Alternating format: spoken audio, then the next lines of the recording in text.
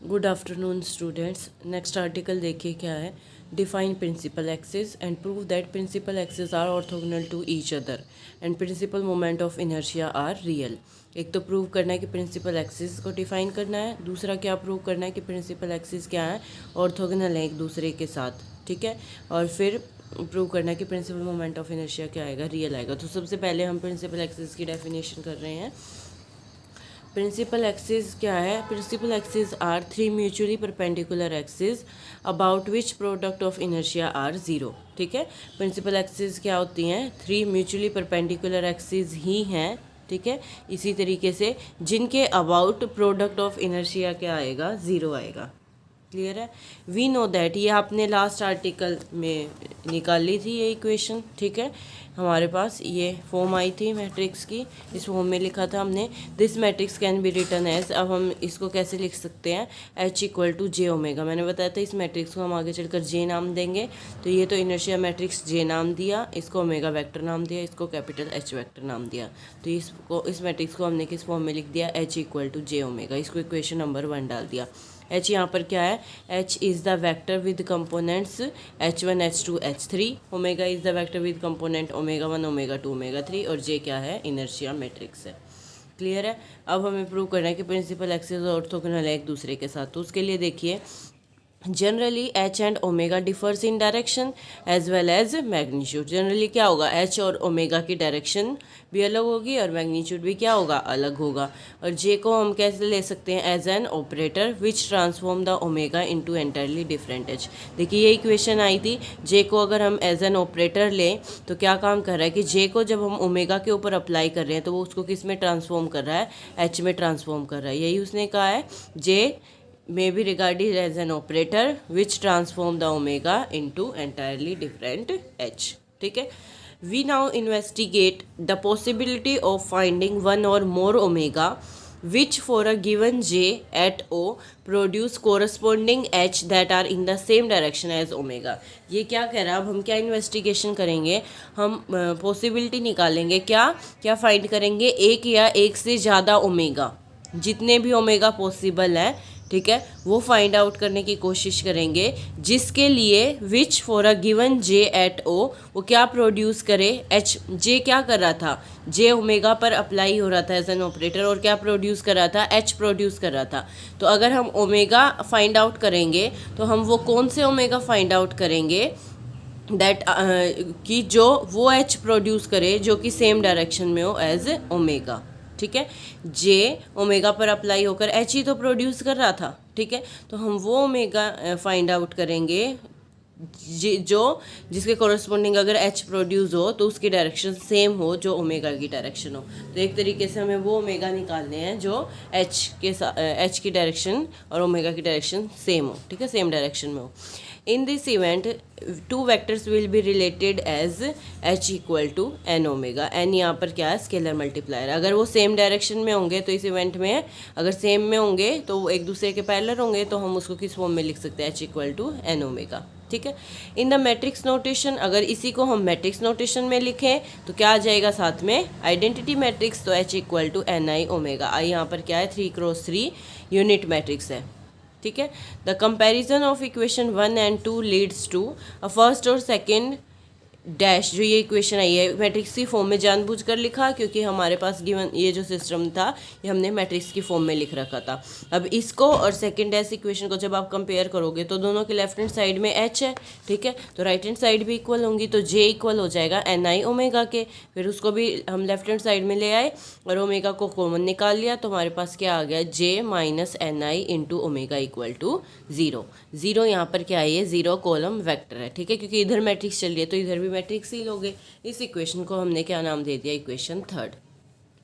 उसके बाद ये क्या कह रहा है? The equivalent set of homogeneous linear algebraic equation is this. इसने क्या किया? उसको अब मैट्रिक्स की फॉर्म में लिखा।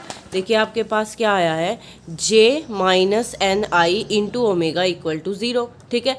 तो जे माइनस एन आई जब आप निकालोगे तो जे मैट्रिक्स तो आपके पास ये थी, इसमें से एन आई माइनस करने का मतलब है जो आपके पास डायगोनल एलिमेंट्स होंगे उनमें से n माइनस हो जाएगा, क्योंकि जब आप minus n into identity matrix करोगे तो a माइनस एन, बाकी दोनों में से तो 0 माइनस रहेंगे, एज इट इज़ रहेगा। तो एक तरीके से जो डायगोनल एलिमेंट्स हैं उनमें से n माइनस हो जाएगा। और ओमेगा क्या था, ओमेगा 1, ओमेगा 2, ओमेगा 3। तो इसी इक्वेशन को, थर्ड इक्वेशन को हमने मैट्रिक्स की फॉर्म में लिख दिया और इक्वल टू 0 कॉलम वेक्टर था। ठीक है, अब इसको सिस्टम ऑफ इक्वेशन में रिड्यूस करो। जब आप इसको सिस्टम ऑफ इक्वेशन में रिड्यूस करोगे तो इन दोनों को पहले मल्टीप्लाई करोगे तो क्या आ जाएगा आपके पास, a minus N into omega 1 minus F omega 2 minus E omega 3 equal to 0। ऐसे ही बाकी दो इक्वेशंस भी लिख लोगे। इसको हमने 3 नाम दे दिया क्योंकि ये थर्ड इक्वेशन से ही आया है।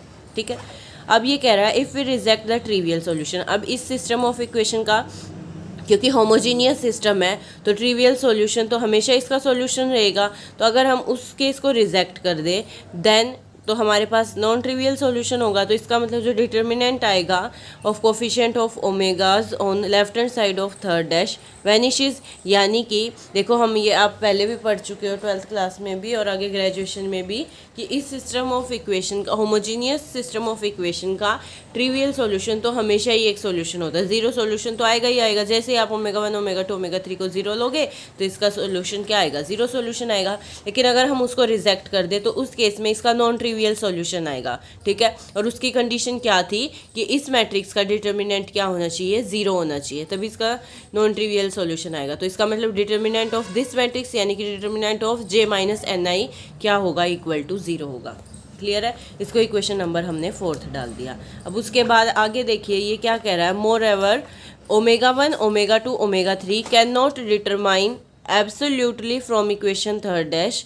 ये कह रहा है कि हम इन इक्वेशन से एग्जैक्ट वैल्यू नहीं निकाल सकते ओमेगा 1, ओमेगा 2, ओमेगा 3 की, बट उनकी रेशो फाइंड आउट कर सकते हैं from any pair of 3 equations. In 3 equations के कोई भी दो पेयर लेके हम एग्जैक्ट वैल्यू तो नहीं निकाल पाएंगे लेकिन उनकी रेशो निकाल देंगे। जैसे ओमेगा 1 बाय ओमेगा 2, फिर ओमेगा 2 बाय ओमेगा 3, इस तरीके से उनकी रेशो फाइंड आउट कर सकते हैं।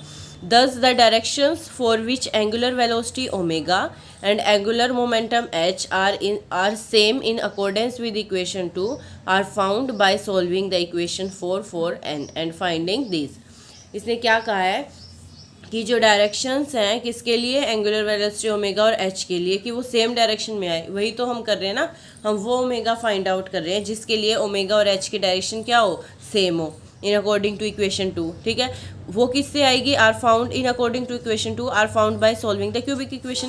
क्योंकि इक्वेशन 2 को लेकर ही हम इक्वेशन 4th तक पहुंचे हैं। ठीक है, तो उसका मतलब कि हम इस 4th इक्वेशन को अगर सॉल्व कर ले, और ये क्या आएगी, क्यूबिक इक्वेशन आएगी एन में।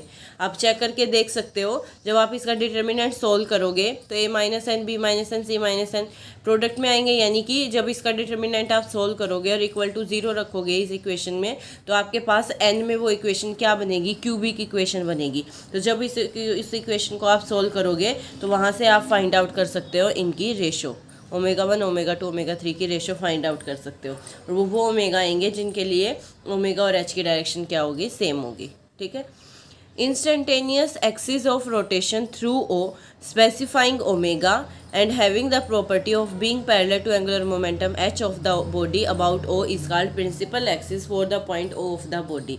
अब ये क्या कह रहा है कि वो instantaneous axis of rotation through O, वो एक्सिस ऑफ रोटेशन जो ओ से पास कर रही है और ओमेगा को स्पेसिफाई कर रही है, और ओमेगा के पास क्या प्रॉपर्टी है कि वो एच के क्या होगा, एंगुलर मोमेंटम के क्या होगा, पैरेलल होगा। यानी कि दोनों की डायरेक्शन क्या होगी, सेम होगी अबाउट ओ। तो उस एक्सिस को हम क्या बोलेंगे, प्रिंसिपल एक्सिस बोलेंगे। तो एक तरीके से हम यही काम कर रहे हैं, हम एक तरीके से प्रिंसिपल एक्सिस ही निकाल रहे हैं, क्योंकि प्रिंसिपल एक्सिस वही एक्सिस ऑफ रोटेशन है जिसके अबाउट, जिस पॉइंट के जो से पास करिए और उस पॉइंट के अबाउट ओमेगा और एच की डायरेक्शन क्या है, सेम है, दोनों पैरेलल है। वही हम फाइंड आउट कर ले और उसी एक्सिस को हम क्या बोलते हैं, प्रिंसिपल एक्सिस बोलते हैं। क्लियर है। अब उसके बाद देखिए the corresponding values of n given by equation 4। हमने क्या कहा था कि इक्वेशन 4 n में क्या होगी, क्यूबिक इक्वेशन होगी।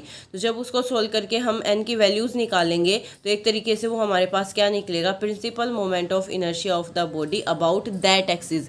प्रिंसिपल एक्सिस के अबाउट जो principal of moment of inertia है वो वैल्यूज़ हमारे पास निकलेंगी। ठीक है, the roots of equation 4 are the eigen values of the inertia matrix and the corresponding ratio determine the direction of eigen vectors. ये क्या कह रहा है, जो फोर्थ इक्वेशन के रूट्स आएंगे यानी कि जो n की वैल्यूज़ आएंगी वो तो क्या होंगी, इनर्शिया मैट्रिक्स की आइगन वैल्यूज़ होंगी। देख सकते हो ना आप, ये आपके पास इनर्शिया मैट्रिक्स है, तो ये आपके पास a माइनस लैम्डा आई तो बोलते थे, तो लैम्डा वहाँ पर आइगन वैल्यू होती थी। तो ये हमारे पास j माइनस एन आई है, तो इसका मतलब ये जो n है ये इस मैट्रिक्स की क्या है, आइगन वैल्यूज़ है। ठीक है, तो इसका मतलब जो आपके पास n की वैल्यूज़ आएंगी वो तो क्या होंगी, यानी कि जो रूट्स आएंगे इस इक्वेशन के वो तो क्या होंगे, eigen values of the inertia matrix. और ये जो कॉरस्पॉन्डिंग रेशियो आएगी वो किसको डिटरमाइन करेगी, eigen vector of the matrix को। क्योंकि आइगन वेक्टर में आप क्या कहते थे कि यहाँ पर जो वी वेक्टर आता था बाय डेफिनेशन वो क्या होता था, आइगन वेक्टर होता था। तो इसका मतलब ओमेगा 1 ओमेगा 2 ओमेगा 3 की जो रेशियो आएगी वो क्या होंगे, eigen vectors of the matrix. ठीक है, अब हम क्या करेंगे, इक्वेशन 4 के जो रूट्स आएंगे उनकी नेचर फाइंड आउट करेंगे। तो एक तरीके से इनर्शिया मैट्रिक्स की जो आइगन वैल्यूज़ हैं उनका नेचर हम चेक करें, इन्वेस्टिगेट करें हैं। ठीक है, अब ये कह रहा है as coefficients of cubic equation are और रियल, क्यूबिक इक्वेशन के जो कोफिशिएंट्स आएंगे वो सारे क्या होंगे, रियल होंगे। तो इसका मतलब एटलीस्ट एक रूट क्या आएगा, रियल आएगा। वैसे भी क्यूबिक इक्वेशन है, अगर आपके पास कॉम्प्लेक्स आए रूट्स तो वो पेयर में एग्जिस्ट करेंगे, तो पेयर में एग्जिस्ट करने के लिए वो इवन होने चाहिए। बट यहाँ पर क्या है, 3 रूट्स आएंगे, तो कम से कम एक रूट तो क्या रहेगा, रियल रहेगा। वो हमने मान लिया, उसको नाम हमने क्या दे दिया, n1। ठीक है, कि उस रूट का नाम क्या है, n1। Choose the associated direction as X axis, हमने एक फिक्स कर ली डायरेक्शन, वो हमने क्या ले ली, एक्स एक्सिस।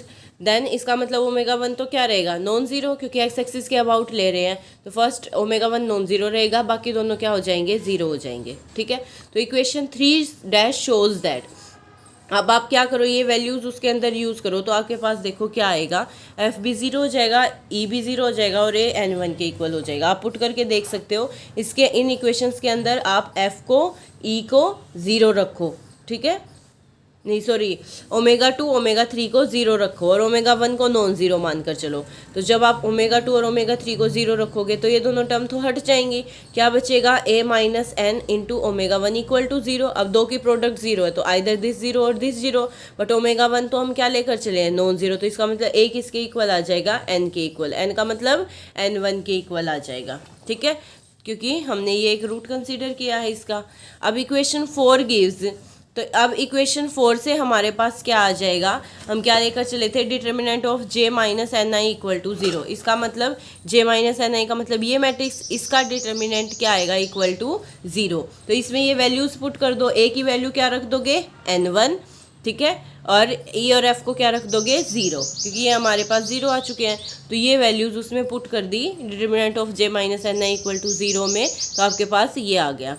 ठीक है, अब यहाँ से फिर से n1 तो n के इक्वल हो नहीं सकता, तो इसका मतलब इसके जो बाकी जो दो रूट्स आएंगे, क्यूबिक इक्वेशन के 3 रूट्स आने हैं ना, एक को तो हमने छोड़ दिया, बाकी जो 2 रूट्स आएंगे इस क्यूबिक इक्वेशन के वो किससे आएंगे, जब इस डिटर्मिनेंट को सोल्व करोगे तो आपके पास देखो क्या बनेगा, n1 माइनस एन इंटू, अब जो ब्रैकेट में टर्म बनेगी वो क्या बनेगी, b minus N into C minus N minus D square, है ना, इक्वल टू ज़ीरो। तो ये कंसिडर कर लिया हमने। ये कंसीडर करने के बाद ये क्या आएगी, ये क्वाड्रेटिक इक्वेशन आएगी n में। तो n में इसको मैंने ये क्वाड्रेटिक इक्वेशन की फॉर्म में लिख के दिखा दिया। अब इसका जो डिस्क्रिमिनेंट आएगा क्वाड्रेटिक इक्वेशन का वो लिख कर देखिए, इसका डिस्क्रिमिनेंट क्या आएगा, बी स्क्वायर माइनस 4ac। तो हमने ये लिख लिया बी स्क्वायर माइनस 4ac। ठीक है, इसको इस फॉर्म में लिख सकते हैं हम, इसको खोल के देखना दोनों इक्वल ही हैं। इस फॉर्म में क्यों लिखा, क्योंकि यहाँ से क्लियरली हमें दिख रहा है कि ये greater than equal to zero आएगा। अगर b इक्वल टू सी हुआ और d ज़ीरो हो गया उस केस में इक्वल टू ज़ीरो आएगा। अदरवाइज़ क्योंकि दोनों देखो स्क्वायर की टर्म है और हमेशा ग्रेटर देन ज़ीरो रहेगी और 2 टर्म का सम हो गया ये, तो हमेशा ये क्या रहेगा, greater than equal to zero. ठीक है, देयरफॉर इसका मतलब बाकी जो 2 रूट्स हैं वो भी क्या आएंगे, रियल आएंगे। क्यों, क्योंकि डिस्क्रिमिनेंट क्या आ गया, greater than equal to zero. एक रूट तो हम पहले ही रियल ले चुके थे ना, इसीलिए उसको तो हमने छोड़ दिया और बाकी 2 रूट्स को चेक किया, वो दोनों रूट्स भी क्या आ गए हैं, रियल आ गए हैं। And they are equal only when, equal किस केस में आएंगे, अभी मैंने बताया ये इक्वल टू ज़ीरो कब होगा, जब b इक्वल टू सी होगा और d ज़ीरो होगा। इसका मतलब रूट्स इक्वल कब आएंगे, जब b इक्वल टू सी होगा और d ज़ीरो होगा, उस केस में भी वो रहेंगे तो क्या, इक्वल ही। ठीक है, तो इसका मतलब तीनों ही रूट्स क्या आएंगे, रियल आएंगे। अब उसके बाद देखिए, now suppose that equation 3 is justified by pair of values. तो हमने क्या मान लिया कि इक्वेशन 3 जो है वो सेटिस्फाई हो रही है इन वैल्यूज से। किन से? एक बार हमने n की वैल्यू ले ली n1 और n2, और ओमेगा उसके कॉरस्पॉन्डिंग जो ओमेगा आएगा उसको हमने नोटेशन दे दिया ओमेगा 1 और ओमेगा 2, सो दैट अगर उस इक्वेशन को सेटिस्फाई कर रहे हैं तो हम उसमें पुट कर सकते हैं। तो हमने थर्ड इक्वेशन के अंदर इनकी वैल्यू पुट कर दी, ठीक है। n की जगह n1 पुट कर दिया और एक बार n2, और ओमेगा की जगह ओमेगा 1 और ओमेगा 2, ठीक है। ये दोनों क्या होंगे? कॉलम वेक्टर होंगे, और जे क्या है? Inertia matrix. ये बात मैं आपको पहले ही बता चुकी हूँ।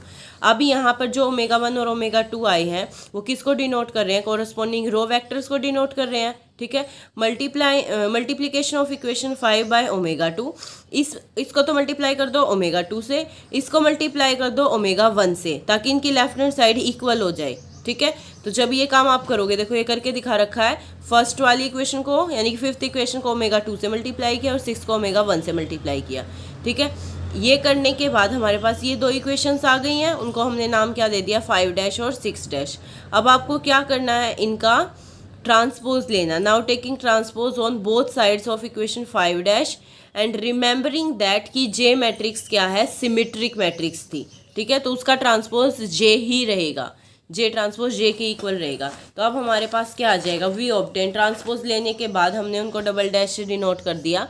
पहले हमने फर्स्ट इक्वेशन का ट्रांसपोज लिया, फिफ्थ इक्वेशन का, और ट्रांसपोज रिवर्स में खुलता है b' इंटू a'। इस बात का आपको ध्यान रखना है। इसमें सॉरी मैं एक बात का बताना भूल गई, नोटेशन, ये ओमेगा 1 और ओमेगा 2 को मल्टीप्लाई नहीं किया, ये इनके ट्रांसपोज से मल्टीप्लाई किया, इसीलिए ये दोनों टर्म्स इक्वल नहीं हुई हैं। वो अदरवाइज हट जाती और आपको वैल्यूज़ निकालनी थी, वो आप निकाल नहीं पाते। तो इसीलिए ओमेगा 1 की बजाय हमने इससे मल्टीप्लाई किया। ये किसको डिनोट करा? ओमेगा 1 का ट्रांसपोज।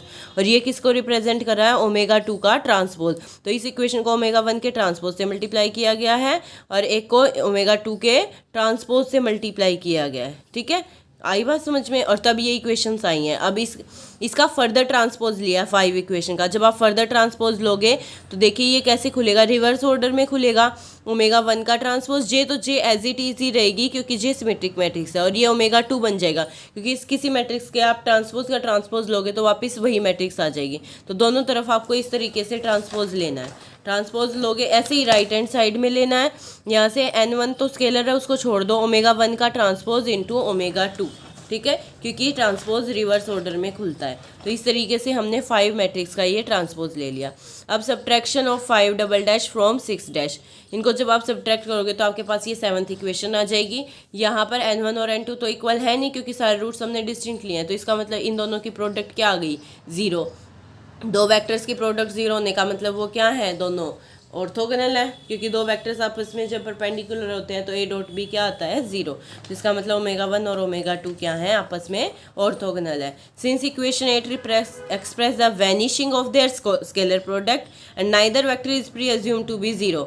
इक्वेशन 8 क्या रिप्रेजेंट कर रही है कि दोनों वेक्टर्स का स्केलर प्रोडक्ट क्या है? 0 है, और दोनों में से कोई भी वेक्टर 0 नहीं है, दोनों ही नॉन जीरो वेक्टर्स हैं। तो ये क्या रिप्रेजेंट करती है? Orthogonality of principal axis. लेकिन कब? जब हमने n1 और n2 को क्या लिया है? डिस्टिंक्ट लिया है, अलग अलग रूट्स लिए हैं। तो उस केस में हमारे पास दोनों क्या आ गए हैं? आपस में म्यूचुअली ऑर्थोगोनल आ गए हैं। ऐसे ही आप बाकी दो को भी दिखा सकते हो कि सारी आपस में क्या होंगी? परपेंडिकुलर होंगी। लेकिन कब आई है? जब हमने n1 और n2 को नॉट इक्वल माना। अब हम सेकंड केस करते हैं जब n1 और n2 क्या है? इक्वल है, से n के इक्वल है, ठीक है। On multiplying equation 5 and 6 by scalars. अब अगर इक्वल है और उस केस में हमें इनको म्यूचुअली परपेंडिकुलर दिखाना है यानी कि ऑर्थोगोनल दिखाना है, तो उसके लिए हम क्या करेंगे? इक्वेशन 5 और 6 को स्केलर्स लैम्डा और म्यू से मल्टीप्लाई करके उनको ऐड कर देंगे। तो हमारे पास क्या आ जाएगा? j माइनस ni, फिर इसको मल्टीप्लाई किया लैम्डा से और उधर उसको किया म्यू से और फिर उनको ऐड किया। आप चेक करके देख सकते हो 5 और 6 से, ठीक है। 5 और 6 क्या थी? j omega 1 equal to n omega 1, और दूसरी क्या थी? j omega 2 equal to n2 omega 2, ठीक है। तो j माइनस ni को कॉमन निकाल लिया तो हमारे पास ये आ जाएगा ऐड करने के बाद। Which shows that if n1 और n2 इक्वल हैं तो कोई भी एक्सिस लो इनके प्लेन में वो भी एक प्रिंसिपल एक्सिस ही होगी, क्योंकि ये दोनों अगर हमारे पास प्रिंसिपल एक्सिस है तो ये उन्हीं का लीनियर कॉम्बिनेशन ही तो बना, ठीक है। तो वो भी क्या होगी? एक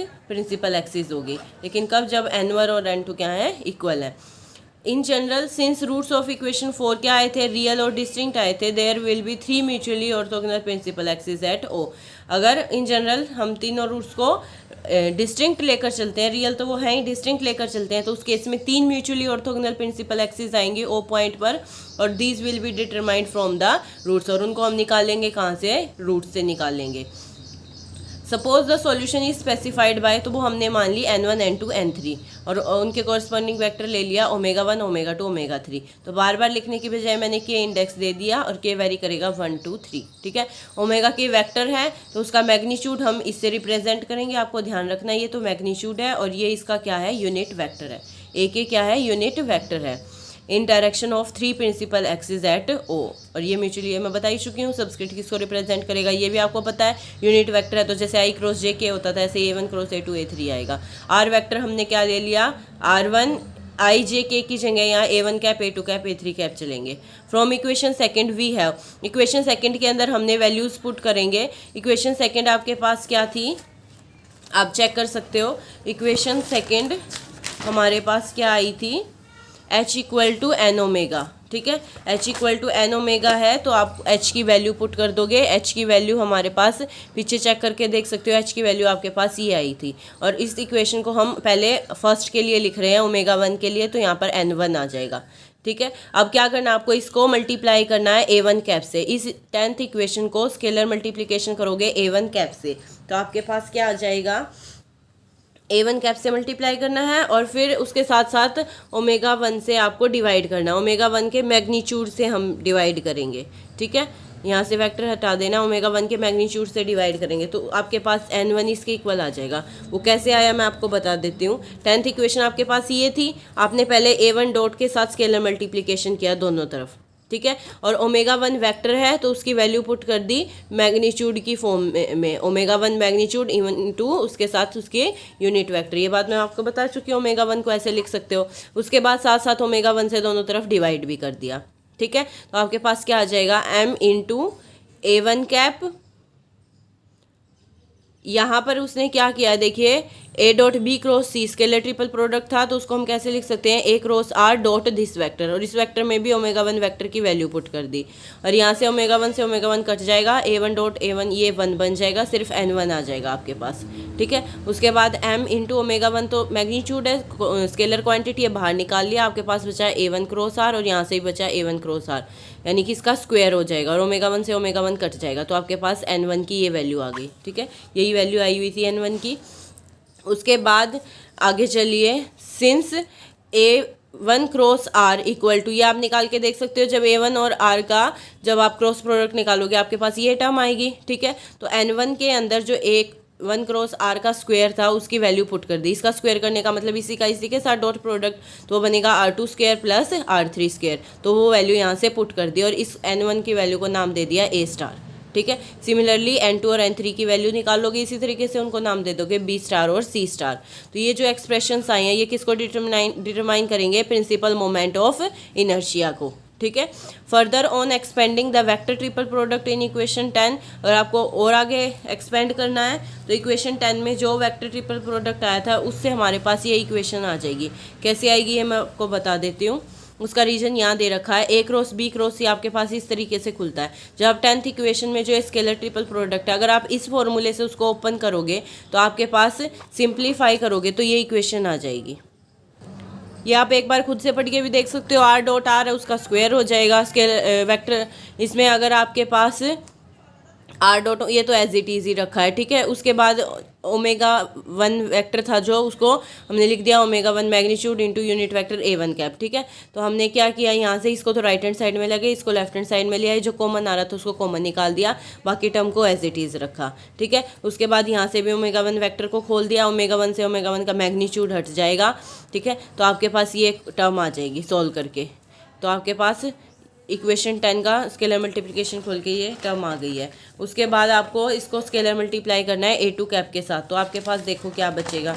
जब a2 कैप के साथ स्केलर मल्टीप्लिकेशन करोगे तो a1 डॉट a2 ये तो जीरो हो जाएगा, क्योंकि ये म्यूचुअली ऑर्थोगोनल है। a1 डॉट a2 तो क्या हो जाएगा, जीरो, तो ये टर्म तो हट जाएगी। तो आपके पास क्या आ जाएगा, समेशन m r1 r2 किसके इक्वल आ जाएगा, जीरो के इक्वल आ जाएगा। सिमिलरली ये दो एक्सप्रेशंस भी आ जाएंगे आपके पास, ठीक है। दस वी हैव शोन दैट, हमने क्या शो कर दिया कि product of inertia with respect to principal axis भी क्या होगा, जीरो होगा, ठीक है। हैंस इनर्शिया मैट्रिक्स जो हमारे पास आई थी लेकिन अब प्रिंसिपल एक्सिस के लिए थ्रू हो, वो क्या बन जाएगी, इनर्शिया मैट्रिक्स में आप चेंजेस करो। इनर्शिया मैट्रिक्स जब प्रिंसिपल एक्सिस के लिए लिखी थी तो यहाँ पर ए बी सी था और बाकी सारी टर्म क्या हो चुकी थी, जीरो हो चुकी थी। और ए बी सी की वैल्यू भी क्या आई थी, ए को n1 लिया था, इसी तरीके से बी n2 होगा और सी n3 होगा। अब n1 को तो पीछे आपने क्या नाम दे दिया है, n1 को नाम आपने दे दिया है ए स्टार, n2 को नाम दे दिया है बी स्टार और n3 को क्या नाम दे दिया है, सी स्टार। तो इसका मतलब इनर्शिया मैट्रिक्स किस में कन्वर्ट हो जाएगी, ए star B star c star, और बाकी सारे तो क्या आ चुके थे, जीरो आ चुके थे, ठीक है। इसी तरीके से अगर आपको एंगुलर मोमेंटम के कंपोनेंट्स निकालने हैं अबाउट प्रिंसिपल एक्सिस, तो वो क्या नाम दिया था आपने, H1 H2 H3, और उनकी वैल्यू क्या थी, H1 किसके इक्वल था, N1 ओमेगा 1 के, N2 ओमेगा 2 N3 ओमेगा 3, और उनकी जगह आ चुका है ए star B star c star. तो ये H1 H2 H3 आ जाएंगे। तो अब कंपोनेंट आ गए तो आप H वेक्टर लिख सकते हो। H वेक्टर आपके पास बनेगा H1 A1 cap plus H2 A2 cap plus H3 A3 cap. इन सब की वैल्यू इसके अंदर पुट कर दी तो हमारे पास एंगुलर मोमेंटम भी आ गया। तो हमने क्या दिखा दिया, बाद में हमने इसमें और चीज़ें भी दिखा दी। हमने क्या दिखा दिया, सिर्फ हमें ये दिखाना था इस आर्टिकल में कि प्रिंसिपल एक्सिस म्यूचुअली ऑर्थोगोनल है, लेकिन उसके साथ साथ हमने दिखा दिया कि जो product of inertia with respect to principal axis वो भी जीरो आ रहा है। उसके बाद हमने इनर्शिया मैट्रिक्स भी निकाल दी प्रिंसिपल एक्सिस के लिए थ्रू ओ, और उसके बाद हमने एंगुलर मोमेंटम भी निकाल दिया प्रिंसिपल एक्सिस के लिए थ्रू ओ। तो अगर आपके पास आर्टिकल में ये चीज़ें पूछी जाए तो आप ये भी निकाल